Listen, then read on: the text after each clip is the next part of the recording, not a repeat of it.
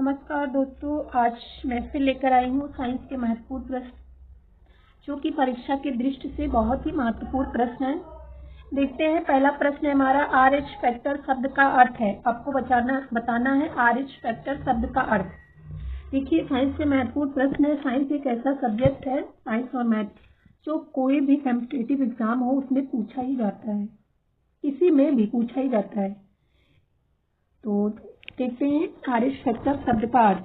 तो पहले हम जानते हैं कि रूढ़ि वर्ग की खोज 1940 में कार्ल लैंडस्टीनर ने किया था।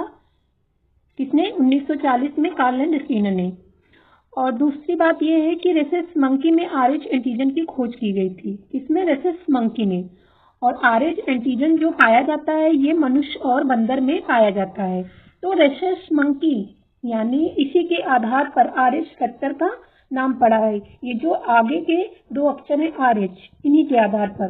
तो इसमें आप स्पष्ट रूप से समझ में आ गया होगा कि आर एच फैक्टर शब्द का अर्थ क्या है। तो ये आपका जाएगा रेसेस फैक्टर। कौन सा सही है? पहला सही है। 1 सेकेंड। तो इसमें पहला सही है। चलिए दूसरा देखते हैं। दूसरा प्रश्न जो है हमारा ये है, चेचक के टीके की खोज किसने किया था? चेचक के टीके की खोज के बारे में पूछा गया है। तो देखिए, पहला क्या है? Lewis pasture. पहला है लुईस पास्चर। लुईस पास्चर ने रेबीज के टीके की खोज की थी। रेबीज के टीके की खोज लुईस पास्चर ने किया था। और दूसरा है अलेक्जेंडर फ्लेमिंग। अलेक्जेंडर फ्लेमिंग ने 1930 में पेनिसिलिन की खोज की थी। और तीसरा है एडवर्ड जेनर। एडवर्ड जेनर ने खोज की थी चेचक के टीके की। इसमें हमारा तीसरा सही जाएगा। तो हम चौथा भी देख लेते हैं, Watson and Crick. Watson and Crick ने 1953 में डीएनए का डबल हेलिक्स मॉडल दिया था। डबल हेलिक्स मॉडल किसने दिया था? वाटसन और क्रिक ने 1953 में। चलिए तीसरा प्रश्न हम देखते हैं। हमारा तीसरा प्रश्न है, यूरिया में हम टाइपिंग मिस्टेक हुआ है यहाँ पे। यूरिया में नाइट्रोजन का प्रतिशत कितना होता है? तो ये हमारा जो है ये हमारा 46% होता है। यूरिया का फार्मूला जो है वो है NH2CONH2। अगले प्रश्न को हम देखते हैं। ये हमारा अगला प्रश्न है, गोबर गैस में मुख्य रूप से पाया जाता है। गोबर गैस में मुख्य रूप से पाया जाता है। पहला है मीथेन, दूसरा हाइड्रोजन, तीसरा है अमोनिया, चौथा है क्लोरीन।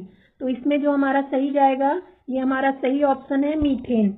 गोबर गैस में मुख्य रूप से मीथेन पाया जाता है। इसे हम बायोगैस के नाम से भी जानते हैं, इसे बायोगैस भी कहते हैं। इसमें मुख्य रूप से मीथेन और कार्बन डाइऑक्साइड पाया जाता है, लेकिन इसमें ऑप्शन में कार्बन डाइऑक्साइड है नहीं, मीथेन है, तो मीथेन सही जाएगा। और मीथेन के बारे में थोड़ी जानकारी ले लेते हैं। मीथेन एक प्रकार का कार्बनिक यौगिक है जो दलदली स्थान पर पाया जाता है। इसे हम मार्स गैस के नाम से भी जानते हैं। इस नाम से मार्स गैस के नाम से भी जानते हैं। तो इसमें जो हमारा सही जाएगा ये है 1, मीथेन। चलिए अगले प्रश्न पे चलते हैं। अगला प्रश्न है हमारा, मैक शब्द का प्रयोग किसकी गति को मापने के लिए किया जाता है? क्या पूछा गया? मैक शब्द। तो पहले हम मैक शब्द के बारे में थोड़ी जानकारी लेते हैं। मैक शब्द है क्या? तो मैक शब्द किसी माध्यम में पिंड की चाल अपान उसी माध्यम में ध्वनि की चाल।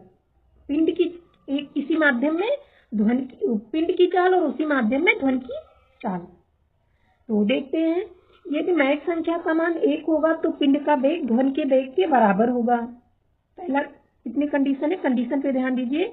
यदि मैक संख्या का मान 1 है तो पिंड का वेग ध्वनि के वेग के बराबर होगा। दूसरा कंडीशन है, यदि मैक संख्या का मान 1 से अधिक होगा तो पिंड का वेग ध्वनि के वेग से अधिक होगा।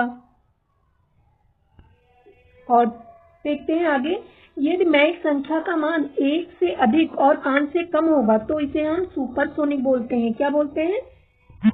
तो इसे हम क्या बोलते हैं? सुपरसोनिक।